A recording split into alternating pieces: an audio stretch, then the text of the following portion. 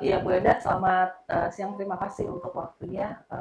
Ibu untuk saat ini kan kita sudah diskusi ya tentang bagaimana apa namanya Taman Seringanis, kemudian pendiriannya seperti apa, kemudian dari sisi ibu juga ada ketertarikan sendiri. Nah, untuk di depan kamera sekarang boleh ibu ceritakan kembali awalnya seperti apa, terus ada kegelisahan apa dari Backgroundnya kali ya, backgroundnya, latar belakangnya, dan bagaimana pengalaman ceritanya ibu. ya, Ya, silakan ceritakan bagaimana pengalaman ibu punya iya. kemudian merasa memang harus melakukan apa yang sekarang Taman Seringanis lakukan. Apakah itu solusi dari kegelisahan ibu dari zaman dulu, ibu melihat ada situasi yang kayaknya ada yang sesuatu yang saya bisa bisa lakukan nih dengan situasi ini, atau ibu sendiri misalnya punya apa namanya dulu dulu juga pernah menjalani satu proses penyembuhan menggunakan menggunakan metode yang sama sekarang. Silakan ibu, dan sampai kemudian ibu jadi pelatih fasilitator gitu, dan ingin ingin berbagi pengetahuan atau keterampilan ibu dengan yang lain gitu misalnya seperti itu. Silakan ibu. Hmm. Ya sebetulnya sederhana, ya sederhana sekali, wong cuman dari dimulainya dari saya sakit ya, hampir lumpuh, keputihan hebat, badan saya terasa berat, jalan itu berat banget gitu. Terus saya mau ikut pelatihan, bukan ya, bukan pelatihan tetapi apa sih nih? Istilahnya apa sih ya? Kalau apa sih Pak? Pelatihan. Pelatihan ya, pelatihan menjadi koreografer, koreografer tari Bali. Iya. Jadi ini yang paling mentok waktu itu. Tapi badan saya tanpa terasa berat. Jadi sudah berobat segala macam, tapi tidak bisa sembuh, begitu. Kemudian itu karena apa? Karena memang dalam keadaan panik, 7 sanggar, saya punya 7 sanggar tari Bali, bangkrutnya 5, tinggal 2 sanggar. Nah, jadi ekonomi saya waktu itu hidup sendiri, menjanda selama 5 tahun. Anak 1, rumah ya ini, tetapi ya begitulah, banyak bocornya dan sebagainya. Jadi kan panik ya, income-nya sebagai pelatih tari Bali kan semakin lama makin sedikit. Jadi paniknya juga tentang ekonomi juga, juga bagaimana tari Bali ini menjadi tari Bali apa bukan begitu ya, jadi tidak dihargai ya di masyarakat itu. Jadi pertama kali sakit kayak gitu. Nah, ada juga pertanyaan terus-menerus di dalam batin dan pikiran saya, sebetulnya manusia itu ngapain gitu di dunia ini gitu kan, terus begini-begini aja, terus nanti mati, nih mati itu kayak apa gitu kan gitu. Nah itu kan terjawabnya begitu. Jadi waktu saya menonton TV terjawab bahwa orang manusia diciptakan untuk beribadah sama Allah gitu kan, nanti semua dipertanggungjawabkan. Jadi nanti apapun yang dititipkan harus dipertanggungjawabkan. Nah, pikiran saya waktu saya nggak punya, kalau saya mengajar nari saja, kumpulin sama bocah-bocah, sama ibu-ibu, ya saya bermanfaat apa? Dari situ saya berdoa untuk menjadi orang yang bermanfaat sebanyak-banyaknya untuk sesama umat, gitulah kayak gitu. Itu. Nah, dapat jalan waktu itu kan hampir lumpuh, saya mendapat jalan membaca majalah Kartini kalau nggak salah. Di situ ada berita tentang Subud Susila Budi Dharma. Bagaimana di situ apa ya, bintang film Amerika kena kanker pun sudah sembuh lah, kayak cerita di situ. Ya saya jadi ke situ 9 kali loh, 12 kali kalau nggak salah. Nggak diapa-apain, datang aja, absen.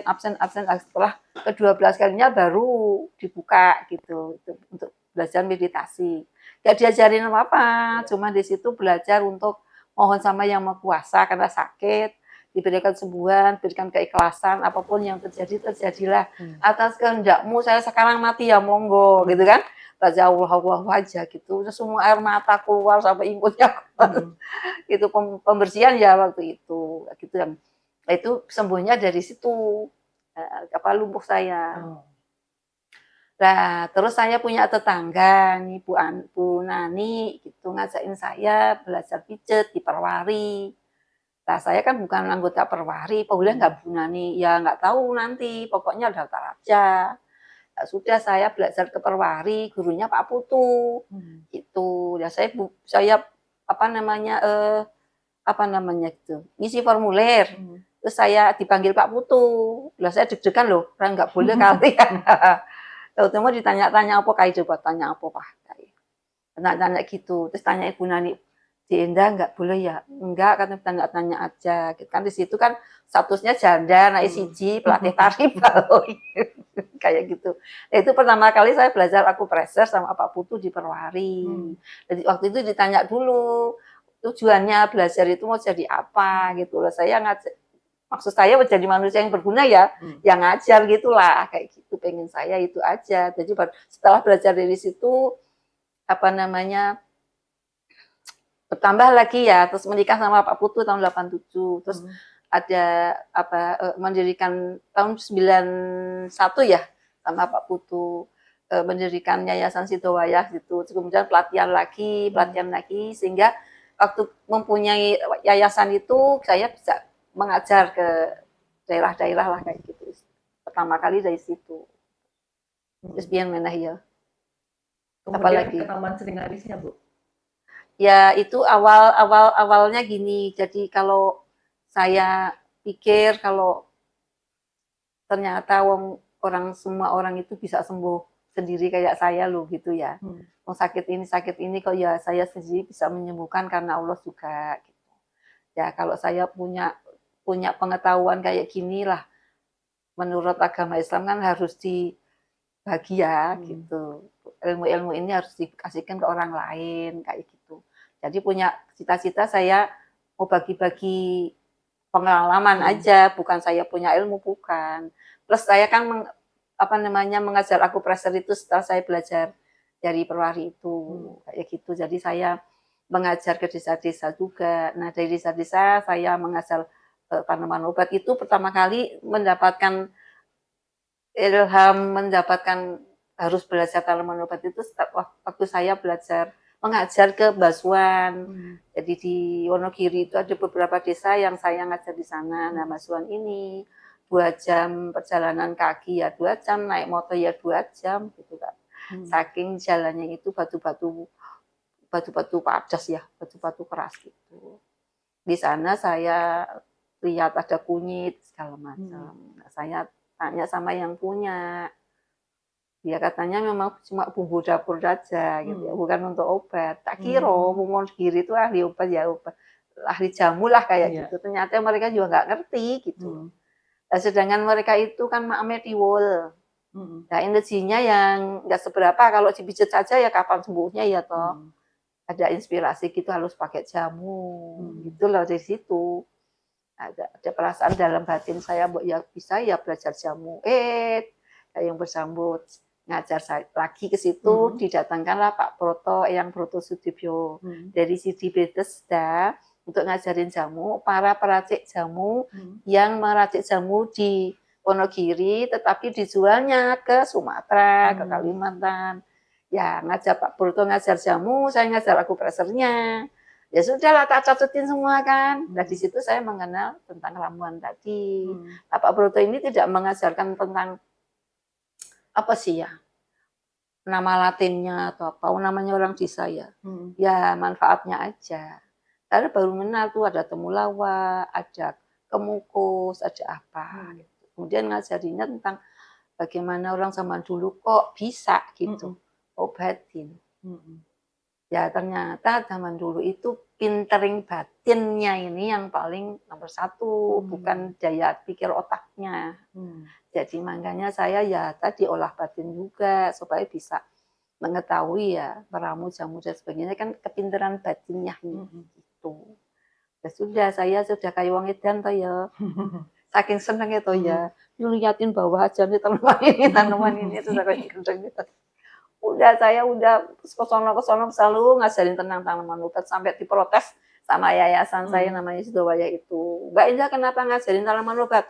Orang di situ akupresser. Itu si Sidang tuh sama fasilitator yang lain. Lah saya bilang lakukan gak cukup dengan akupresser karena di situ juga di mana kita berada selalu ada tanaman-tanaman yang memang Allah ciptakan untuk masyarakat di situ. Saya ngajarinya mesti tanaman yang ada di situ, bukan saya import dari Jakarta apa dari mana bawa gitu, enggak. Ya di sana potensinya di sana ya saya ajarkan yang di sana kayak gitu. Terus dari sana saya bawa tanaman-tanaman yang biasa mereka gunakan, ya saya bawa ke Bogor itu, ke Seringanis itu, yang belum ada namanya Toyo. Dari Sumbawa apa banyak, dari Malang banyak, dari Aceh ada gitu-gitu. Saya tanam di sana, akhirnya kan jadi banyak nih, jadi kayak taman ya, percontohan gitu kan. Belum ada namanya kan. Itu saya inget, kan mertua saya namanya Ketut Taman. Wes. Bayu namanya Seringanis. Wes. Jadi Taman Seringanis. Nah, itu juga tanah jadi beli dari uang jual tanah warisan. Udah sisan toh. Jadi ini juga digunakan untuk masyarakat. Siapa tahu pahalanya juga ngalir ke beliau-beliau kayak gitu. Jadi awalnya begitu aja. Nah, begitu aja, nggak ada neko-neko nggak. Bagaimana saya juga pengen mengajarkan pengalaman saya saja sama aku pressure kayak gitu aja. Nah, setelah berdiri itu butuh berapa lama kemudian bisa masyarakat, kan yang saya dengar dulu tuh ada kemudian banyak pihak kemudian datang untuk melihat, untuk belajar lah Bu ya, dalam tanda kutip juga melihat tanaman-tanaman. Oh ternyata tanaman ini bisa jadi apa, jadi itu butuh berapa lama Bu dari berdiri sampai kemudian ada situasi itu? Ya kan 92 kita beli tanah plus bangun. Tuh, aku tuh zaman dolar berapa ya? Itu Pak Putu mengajar orang-orang asing dengan bayarannya dolar. Jadi setiap minggu ajar orang bule-bule di Kemang sana, duitnya nyemplung ke situ. Lama-lama berdirilah satu bangunan, ada tanaman-tanaman kayak gitu-gitu. Ya pertama kali ya nggak ada yang peduli ya, nggak ada yang ngerti. Nah tahun 95 kalau nggak salah, nah di mana saya ngajar tadi di daerah-daerah sama Yayasan Sidowayah itu diajarin untuk tanaman obat plus bikin ramuan, pamer bikin peda adem, bikin minyak urut, karena tukang urut, harus bikin minyak urut, bikin parem, bikin jamunya. Nah nggak mungkin di sana kan, datangkan semua di Seringanis. Pelatihan pertama itu, jadi alumnus di mana saya melatih, nah itu pada ke situ belajar semuanya ya, nipis, deplok, kayak gitu. Kan namanya di desa, nggak pakai blender lah. Sosolnya dihidup. Itu tadi pakai semua tradisional banget gitu. Nah itu pertama kali 95. Terus ada juga dari Bu Adik itu namanya siapa? Bu Adik yang namanya dari orang situ juga beli tanaman gitu. Tadinya ya nggak ada pembibitan, nggak ada. Saya cuman sudah ada instan, sudah ada simplisia gitu. Resep-resep ada 60 resep. Ingin saya setiap orang tuh gawe jamu sendiri gitu lah. Dengan berdasarkan resep itu. Terus beli jamunya di situ supaya nanti dibaca, oh karakternya si Sambiloto ini anti radang dan sebagainya. Sehingga kalau dia sudah bikin ramuan dari ini terus jamunya di situ dia ngeracik sendiri, ya dalam batin saya ditularkan ke yang lain dengan kasus yang sama. Sehingga petani ya nanem terus, sepasa ya jodolan terus, pingin saya begitu karena masyarakat mau. Oh ternyata enggak. Benda repot lah, gosong lah apa-apa. Gampang-gampang aja. Ya sudah, tak bikinin instan, tinggal minum. Tapi ada yang protes, Bu Enda ini gimana jamu kok manis? Repot juga ya. Terus ada juga yang zamannya Pak Putu kan HIV lagi heboh-hebohnya ya. Nah Pak Putu ini menjadi rekomendasi dari dokter dari Rumah Sakit Umum Cipto Mangunkusumo, Samsu Rizal. Jadi mereka-mereka yang positif mau berobat ke sini lah, kebanyakan orang dari Putau ya, dari Putau. Kasih Pak Putu sebungkus Sambiloto suruh ngerebus, ya nggak direbus wong pahit. Nah di situ ada keinginan bikin ekstraknya, ya bikinlah ekstrak ini. Adik saya bisa bikin mesin ekstraksinya dan sebagainya. Waktu zaman dulu beli Sambiloto sekarung gampang, di Jatinegara banyak gitu kan. Kayak gitu. Jadi pertama kali ekstraksi itu dari kebutuhan orang-orang yang memang butuh sambiloto pahit. Hmm. Akhirnya punya pabrik untuk bikin ekstraksi sambiloto, temu putih yang pahit-pahit itu. Habis gitu ada juga yang orang-orang akupresser atau dukun atau apa yang butuh yang bubuk. Ya bubuk ya sudah, bunda mbak ya ada bubuk, ya bubuk. Jadi semua itu melayani permintaan dari masyarakat. Akhirnya macam-macam itu gitu. Lah kalau nanti orang ke situ nanya beda kalau ini pakai apa lah, tanamannya nggak ada. Ya sudah bikin pembibitan. Ya jadi begitu. Dari pembibitan akhirnya ada klinik gitu ya. Jadi semua dari kebutuhan masyarakat. Itu aja. Tadi menarik Ibu bahwa bilang sebenarnya keinginan awalnya adalah masyarakat bisa datang terus mereka tahu cara bikin jamu dan mereka bisa meracik sendiri. Nah itu idenya dari mana Bu? Ya dari dalam batin saya sendiri, nggak ada ide-ide. Zaman dulu nggak ada yang punya percontohan tanaman obat itu cuma ada di Taman Mini. Percontohan tanaman obat saja. Nonton-nonton aja wes gitu toh. Nah, terus buat apa? Kalau cuma gitu, kan harus digunakan. Nah, pengen saya ya itu di setiap manusia, setiap orang itu ya so bikin ngerti lah. Dia sakit apa, bikin jamunya apa. Tak keluarga aja lah. Saya tekanan darah rendah ya sak panji dhewe, Pak Putu tekanan darah tinggi ya sak panji dhewe. Kayak gitu-gitu, bisanya kayak gitu. Bukan punya ide karena kita ya namanya ya penyakitan tadi ya. Karena dari penyakitan tadi bisa sembuh sendiri dan sebagainya itu ya cuman itu aja. Bagaimana masyarakat ya kayak saya aja gitu. Karena kan ini pernyataannya menurut saya menarik ya Bu, karena sebenarnya mungkin itu yang membuat salah satu hal yang membuat Taman Seringanis menarik gitu, karena masyarakat itu didorong untuk bisa gitu awalnya bisa untuk ya meracik itu Bu gitu. Makanya saya tadi tanya itu dari mana kemudian ada ada keinginan seperti itu gitu, karena yang lain kan biasanya memberikan layanan gitu Bu ya, hanya layanan ini jadi, tapi kan lebih ke kalau Ibu dan Bapak kan lebih sepertinya memang semangatnya ya mau mengedukasi gitu. Kan gini, kan tadi saya kan dari punya pengalaman sakit ya, lumpuh, sakit pakai meditasi minta sama Allah ya Allah gitu kan, meditasi bagaimana kita ikhlas gitu kan. Ternyata ikhlas itu bisa menyembuhkan segala penyakit batiniah ya kan. Tuh. Terus penyakit apalagi yang segala macam penyakit lah yang saya cerita itu sembuh dari ini sendiri ya. Makanya Mbok Yao gitu bahasa orang Jawa ya. Mbok Yao setiap masyarakat itu mandiri gitu dalam mengobati dirinya. Ya sudah sekarang ada ramuan ya, pakai ramuan wong tinggal jiplak dari resep. Resepnya gratis. Nah, cilokonya resep ini diambil entek, toko lagi entek ke tempat butuh itu namanya sosial bukan sosial. Begitu. Jadi kan dari resep itu dia beli jamunya sambiloto, ada meniran, nanti di rumah dia ambil sedikit itu direbus gitu doang. Syukur-syukur kalau sembuh dia bisa nularin ke teman-teman yang lain, teman lain ke orang lain lagi gitu supaya itu lestari maksud saya. Biar petani pada nanem, si pasar masih ada. Tapi sekarang apa? Dari Beringharjo nggak ada jamu lagi. Jatinegara tutup, di mana-mana jamu ambruk. Lah, kayak apa itu? Ya berarti saya nggak berhasil ya.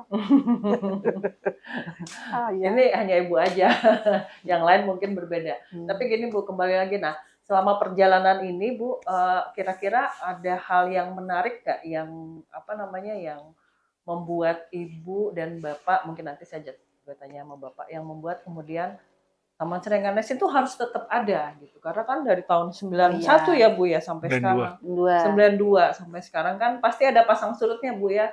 Ketemu ini yang paling mudah itu paling lekat diingatan tuh yang kemarin Covid kan gitu. Tapi pasti kemarin sebelum-sebelumnya juga pasti ada pasang surutnya. Itu kemudian pasang surutnya seperti apa, tapi kemudian apa yang membuat untuk Ibu dulu kemudian jadi ini Taman Seringanis tetap harus ada. Boleh diceritakan? Ya tadi, apa namanya ya, guru saya ya, yang Broto itu, jadi, zaman dulu orang buta huruf, Hmm. wis ora iso maca ora iso apa, cuma pinterin batin jadi bisa ngeramu. Hmm. Kemudian orang pada, "Eyang, saya sembuh." "Ya bejamu," akhirnya jamu, jadi bejamu kan, begitu. Hmm. Nah, apa namanya ya, itu kan karunia Allah ya bagi bangsa Indonesia. Ceritanya Indonesia ini negara terkaya di dunia setelah Brasilia tentang taman obat. Ada 30.000 tanaman obat. Nah kok saya nggak ngerti temulawak ya yang ya makanya itu gitu harus dilestarikan, ini karunia Gusti Allah untuk bangsa kita. Jadi dari situ sudah tertanam saya harus melestarikan karena saya tahu hukumnya orang beragama itu kalau tahu bahaya tanggung jawab. Makanya kalau saya punya ilmu ya harus diamalkan. Kalau saya punya tadi gagasan ini punya Allah ya harus lestarikan sampai kapanpun. Ya tinggal nyuwun aja sama Allah. Ini milikmu, ini karuniamu. Ya sudah monggo, mau bangkrut ya monggo, nggak bangkrut ya monggo. Tapi saya selama ini saya masih mampu, selama saya masih bernyawa. Ya kayak gitu diupayakan. Jadi baca Al-Fatihah, tuh bagaimana saya mumpun dapat jalan. Akhirnya sekarang ya berkembang lagi, tidak bangkrut lagi. Dulu tuh kayak nyiramin banyu ke air ke pasir loh. Brebes terus, jual mobil yang entek duite, kayak gitu. Tapi sekarang sudah mulai utang-utangnya ya wis nggak ada utang lagi kayak gitu. Terus masyarakat sudah mulai suka lagi kayak gitu. Ya cuman gitu aja, nggak ada kayak Pak Putu ya gerakan-gerakan tuh enggak, saya nggak mampu tentang hal itu. Tetapi karena saya bertanggung jawab sama Allah, karena saya tahu, karena saya memiliki ilmunya yang harus dipertanggungjawabkan itu aja. Udah, nggak ada yang lain, nggak berat-berat. Nah, kalau seperti itu Bu, kemudian ke depannya Ibu dan Bapak nanti juga tanya, mimpinya apa Bu untuk Taman Seringanis ke depannya? Pengennya apa gitu kan, Taman Seringanis itu seperti apa gitu? Ya diteruskan. Kalau nggak ada saya, pengennya diteruskan. Walau alam karena semua itu Allah yang punya. Kalau saya udah nggak ada, kalau Allah nggak mau menginikan bukan di situ, mungkin di tempat lain. Nah sekarang sudah ada sekarang. Sama nih, visi misinya kayak Seringanis, lebih besar, pengurusnya lebih kaya, punya duit yang lebih gede lah. Ya sudah alhamdulillah. Seringanis kayak gini sana lebih dipikir lagi gitu kan kayak gitu alhamdulillah. Jadi itu kan bukan milik, ini milik Allah yang saya dikasih tugas sejati saya ada di situ. Jadi manusia kan punya tugas sejati ya dengan perjalanan panjang yang penderitaan panjang itu ternyata saya harus menjadi seperti itu gitulah. Bisa ngeramu, bisa mijet, bisa memberikan ilmu, bisa memberikan segalanya ya. Ya duit, ya makan. Banyak sekali manfaatnya bagi saya dan keluarga lah kayak gitu. Bagi juga orang-orang yang dekat dengan saya kan gitu. Tapi itu kalau kayak warisan ya, warisan itu Allah memberikan kepada orang itu. Tapi kalau orang itu sudah nggak ada ya disabut lagi. Ya mungkin kayak gitu, bang anak saya yang nggak berminat, saudara saya nggak berminat, walau alam, monggo aja gitu. Nggak ada harus gini nggak ada. Gitu. Oke.